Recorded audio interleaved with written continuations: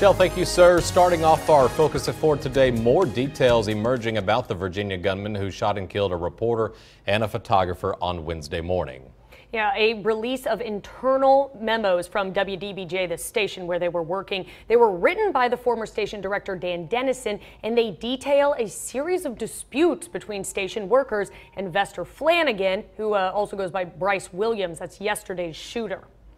According to the memos, Flanagan was reprimanded many times for making colleagues feel threatened and extremely uncomfortable after losing his temper at work. Flanagan was also told by Dennison multiple times that he should seek health professionals to deal with his anger problems. And here's the part that I find really chilling, gives me goosebumps. After being fired, Flanagan warned of negative consequences to his firings. He even apparently warned that these consequences would make headlines. You know, this is a big story for us here, I think, in the television world, but this is a situation that I think anybody who's ever worked in a workplace has likely seen somebody, that one of their colleagues, somebody they call a coworker, who has an anger issue, and then especially if you're facing a termination, you see people react differently to that. Let me mention this one thing. On the CBS morning shows, they were talking about this gunman involved in this case yesterday and his anger and everything else.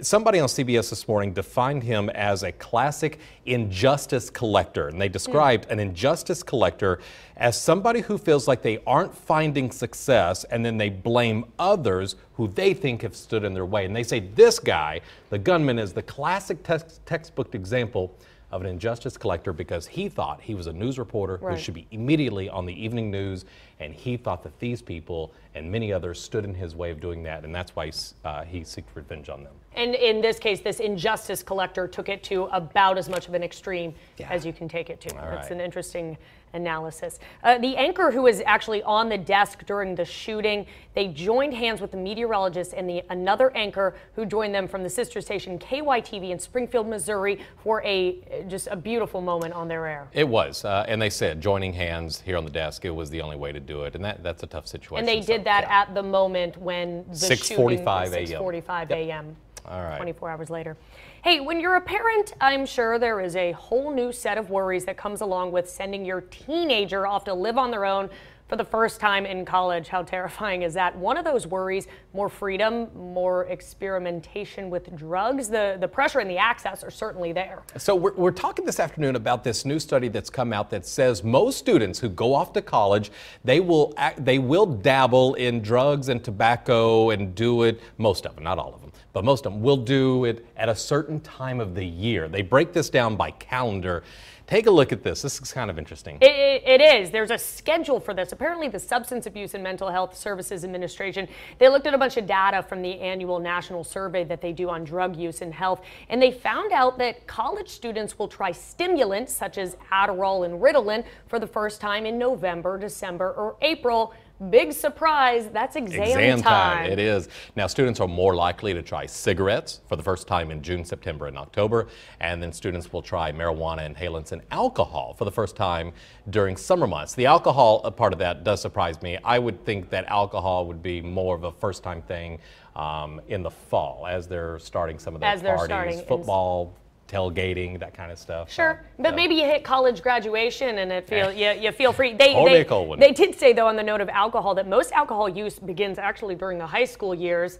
Sorry, parents, but many who haven't tried alcohol for the first time will once they go off to college. And this isn't all students. No. Not everybody, no, not all students. They're saying this is those who do try it. Those are the dates that they try it. Okay, hey, let's go to politics. A new national survey showing Vice President Joe Biden actually fares better against GOP candidates in hypothetical general election matchups than Hillary Clinton does. The survey also showed that Biden currently sporting the highest favorability rating among any of the 2016 candidates polled of either party. The poll shows Biden beating Trump, the Republican frontrunner, 48% to 40%, which is higher than Clinton's 45% to 40% against Trump. And Joe Biden also beats Jeb Bush, 45 to 39%, compared to Clinton's much closer win of 42 to 40%.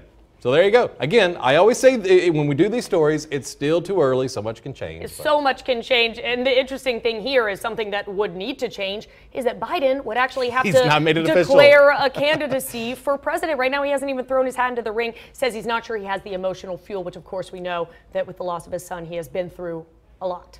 I think he'll do it.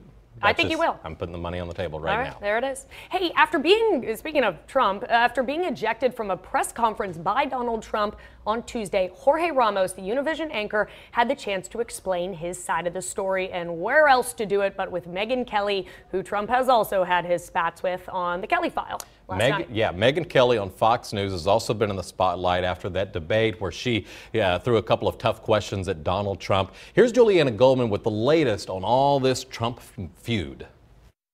What is it like to be caught in the crosshairs of a billionaire presidential frontrunner? Well, you know exactly how it feels. Fox anchor Megyn Kelly and Univision's Jorge Ramos found common ground after his Tuesday night confrontation with Donald Trump. It happened with your colleagues at Fox News. He hates it when he's being confronted. Trump took to conservative talk radio Wednesday to defend his behavior. He was just telling me things. And it was a very loud, shrill voice. And I said, "What's going on over here?" And just didn't think it was appropriate the way he behaved. And to announce his second public truce with Fox News CEO Roger Ailes.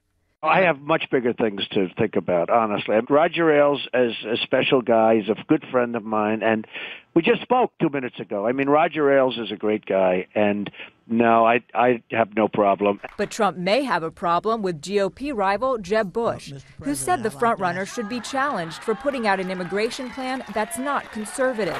Do it as a conservative, for crying out loud. Go through these questions, and what you'll find is this guy doesn't have a plan.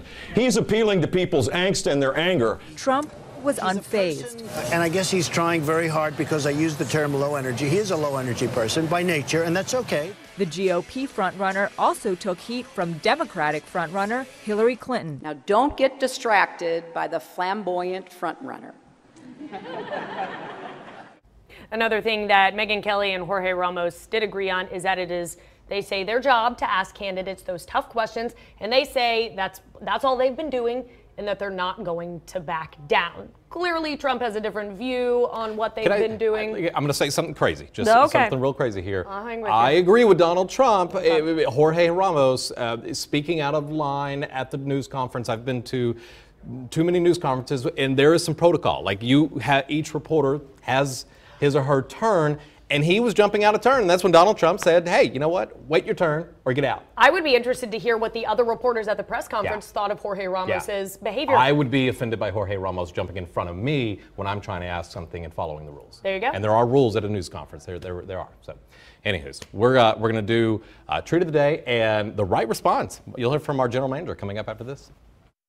You're watching First News at 4 with Rusty Surratt, Kathleen Whitty, and weather with Max Crawford on KBTX News 3. The people you know, the news you trust.